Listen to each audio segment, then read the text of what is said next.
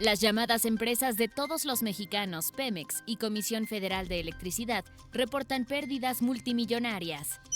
Encuestas de Banco de México e INEGI reflejan incertidumbre económica y política en el año de recuperación de la crisis. Los gastos imprevistos sin un soporte de ahorros pueden acarrear deudas impagables. Mala semana en materia de producción, empleo y aumento de precios de alimentos, gasolinas y servicios. Quédese con nosotros y tendrá las cuentas claras.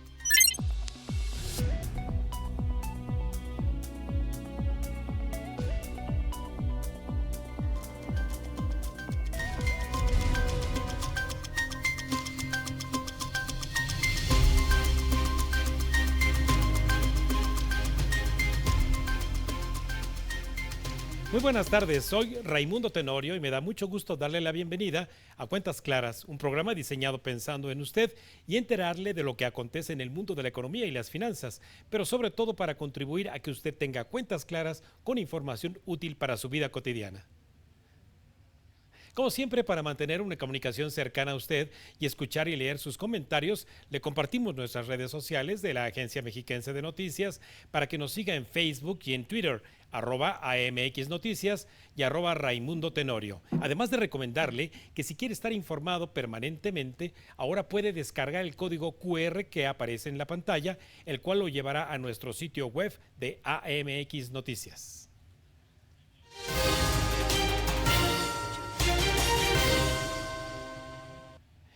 Mire, pues pasamos un muy mal fin de semana porque apenas el viernes pasado, dos de las llamadas empresas productivas del Estado, Petróleos Mexicanos y la Comisión Federal de Electricidad, presentaron sus estados financieros y de operación el año 2020. Los resultados en la gestión de las llamadas empresas de todos los mexicanos no pudieron ser menos que desastrosos en cifras generales, puesto que Pemex tuvo una pérdida neta integral de 480,966 millones de pesos y la Comisión Federal de Electricidad también con pérdidas por 78,920 millones de pesos. Así que nada más entre las dos empresas, más de 558,000 millones de pesos y desde luego, bueno, pues esto puso nerviosos a todos. Y desde luego, bueno, pues esto nos lleva a que el proceso en el cual se dé la revisión de estas empresas y sus estados financieros sean revisados con un experto. Por eso es que consultamos a la maestra Adriana Hernández Ortiales, quien nos distingue esta tarde con nuestra conversación. Maestra Adriana Hernández, mucho gusto en saludarte. Hola, doctor. Es para mí un gusto estar una vez más contigo y platicando ahora sobre los resultados de Pemex para 2020. Sí, y bueno, y desde luego, bueno, pues que estos resultados, pues como lo puse en antecedente, no pudieron ser menos que desastrosos. Pero vayamos por partes. En un año obviamente atípico como fue el 2020, ¿qué es tu primer lectura financiera desde la perspectiva, obviamente, de un mexicano como yo, que nos sentimos dueños de estas llamadas empresas de todos los mexicanos? Muy bien, hay que dimensionar primero qué tan grande es lo que Pemex perdió. Si lo pusiéramos en términos para compararlo con el presupuesto de egresos, lo que perdió Pemex en un año equivale al 13% de todo el presupuesto de egresos de la Federación. Y si sumamos lo que perdió en 2019, estaremos hablando de haber perdido el 20% de nuestro presupuesto. Ahora bien, si hablamos en términos de salud, Pemex se gastó la mitad del presupuesto en salud, es decir, ni siquiera se lo gastó, lo quemó. Ya ves que ahora han dicho mucho que los autónomos resultan caros para el gobierno federal, pues el IFETEL gasta durante todo un año o gastó durante 2020 lo de que Pemex se quemó en un día. O el INAI, el que no funciona para la transparencia, gasta durante todo un año lo que Pemex quema en medio día. De ese tamaño es lo que Pemex ha perdido durante 2020. Es decir, en 2 meses habremos comprado un avión presidencial. O en 5 días habremos pagado lo que se canceló para el Aeropuerto Internacional de la Ciudad de México. Así de grande es esta pérdida.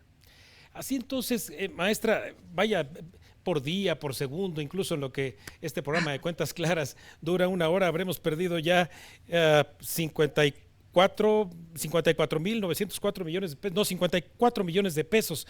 Pero además, Petróleos Mexicanos dice que si no contribuyera a la hacienda pública, bueno, pues no es decir, que no pagara impuestos, ni tampoco derechos ni depreciación, pues tendría utilidades. Obviamente desde la perspectiva de cualquier análisis financiero no lo va a resistir, pero el ciudadano de a pie, ¿cómo es que ve en Petróleos Mexicanos una empresa que en verdad le esté regresando en términos de bienestar? Pues tú ya hiciste muchísimas comparaciones. Yo quisiera agregar a lo que acabas de compartirnos, si Petróleos Mexicanos con el actual plan de negocios que tiene de incorporar nuevos pozos a la explotación, como ha mencionado, y dedicarse al negocio de la extracción de petróleo, tiene por dónde salir adelante.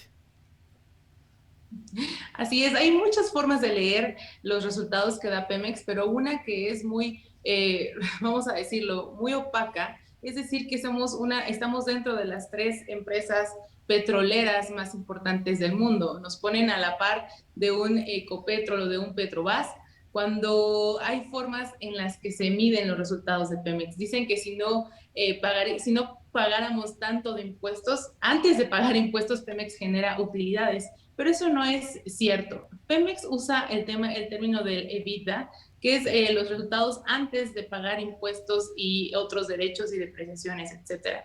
Pero en los impuestos Pemex mete en esa canasta todo. Mete el impuesto al valor, mete el impuesto a los servicios, mete el impuesto a derechos, y en sí hace una mezcla de impuestos para justificar que él tiene poco porque ha pagado mucho de impuestos. Pero si nosotros nos pusiéramos a la par que otras empresas y reportáramos como lo exige la SEC, o sea, en términos financieros a nivel internacional, eso no es verdad. Lo único que tendríamos que pagar después de nuestra utilidad es el IEPS. Y antes de pagar ese resultado ya estamos en pérdidas. Entonces, Pemex maquilla de cierta forma la manera en la que presenta sus resultados para decir que incluso antes de pagar impuestos tenemos una utilidad. Eso es totalmente falso. Antes de que Pemex pague impuestos ya está perdiendo dinero. Y la otra, hoy presumen que tuvieron un resultado positivo, una utilidad de 124 mil millones de pesos en el último trimestre de 2020. Pero eso es por un tema de tipo de cambio, porque a mitad de año teníamos un tipo de 20 y hoy estamos en un tipo de 19, 18 pesos, y eso les ayudó a disminuir el costo de su deuda. Pero ¿por qué no se presumió también al principio de año, cuando tenían una pérdida justo por este tema de tipo de cambio? Entonces, Pemex está acostumbrado a presentar resultados conforme mejor le convenga. Dicen por ahí que el EBITDA es el instrumento que se usa para contar otra historia, la de los otros datos. Incluso, maestra, ahora que la Auditoría Superior de la Federación ha estado en la arena pública, el año pasado ya advertía a la propia Auditoría Superior de la Federación que Pemex está en quiebra técnica, es decir, que está en quebranto financiero. ¿Qué indicadores sugieres tú para de verdad creerle a Petróleos Mexicanos que va a salir de esa quiebra técnica? Vamos a ponerlo en términos de una pastelería. Sí. Nosotros tenemos una pastelería que nos genera 100 pesos. Esos 100 pesos, en los 80 se nos fueron para pagar todos los insumos y nos queda una utilidad de 20 pesos, pero todavía esos 20 pesos hay que usarlos para pagar la deuda que tenemos, que usamos para comprar nuestra maquinaria, para pagar alguna deuda con empleados que nos renunciaron, etcétera. Entonces, somos una pastelería que sabe administrar bien nuestros estados contables, y entonces decimos, no, pero la depreciación, no, que el tipo de cambio, no, que regresar el IVA, pues, ¿qué creen? Que tengo de utilidad, a pesar de que ya me quedaba muy poco, tengo una utilidad de 4 millones de pesos. Entonces, en el papel resulta que sí, somos una pastelería que está generando una utilidad de 4 millones, pero en la práctica somos una pastelería que está quebrada, que ya no tiene un solo peso para poder sobrevivir un siguiente periodo. Eso es lo que está sucediendo con Pemex. En el papel se lee bonito y que todavía podría sobrevivir, pero esa no es la realidad. Rescatar a Pemex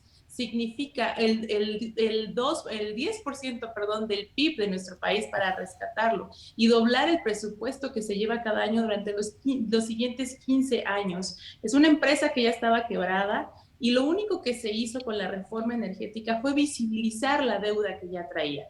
Una vez que se hizo visible y que se dieron cuenta que no se podía sostener la deuda que tenían a ese día, lo que se decidió es hacerla más pequeña, ir cada vez enfocándose solo en aquello en lo que Pemex es eficiente, irla reduciendo porque no hay dinero que alcance en esta empresa. Eso es lo que se estaba haciendo hasta 2018. Ahora lo que se hace es que esta deuda la toma el Estado y cada año le inyecta y le inyecta dinero, alrededor de 100 mil millones de pesos cada año, que bien podrían ocuparse en temas de salud o educación o hoy en una vacuna.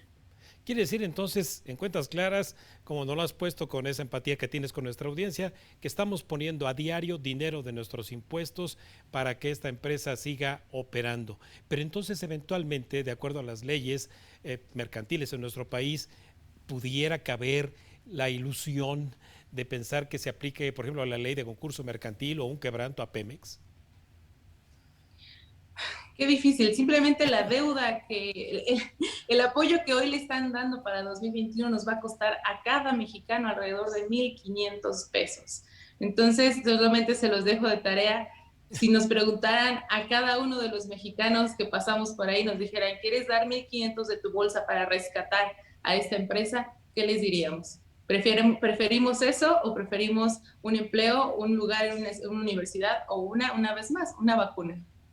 Y respecto a estos mitos también que hay de parte de la Presidencia de la República de que el precio que se nos está entregando de las gasolinas, la audiencia escucha acerca de que hay una pequeña ayudita por ahí con un subsidio que es el llamado estímulo, pero la verdad es que los precios están yendo para arriba y para arriba. Bueno, este estímulo hay que dejarlo claro. El estímulo a las gasolinas a quien beneficia no es a la parte baja, como ya dirían de la pirámide. Este subsidio ayuda a aquellos que están mejor económicamente porque tienen un auto. Entonces hay que ver bien si queremos que este recurso que otra vez se podría destinar en otras áreas está para beneficiar solamente al 20% más alto de la población. Este recurso cuesta alrededor de 60, 70 mil millones de pesos al año que bien podrían ocuparse en otras cosas. Entonces, el precio real que debería de pagarse por la gasolina es alrededor de 25 pesos, que si lo podemos en términos internacionales no está alto, es lo que se debería de pagar, solo que estamos acostumbrados a recibir un subsidio y nuevamente cuando se da un apoyo, por ejemplo, al Seguro Popular, que existía el Seguro Popular, que está específicamente etiquetado, ese tipo de programas que sí son progresivos benefician directamente a la población de menos recursos.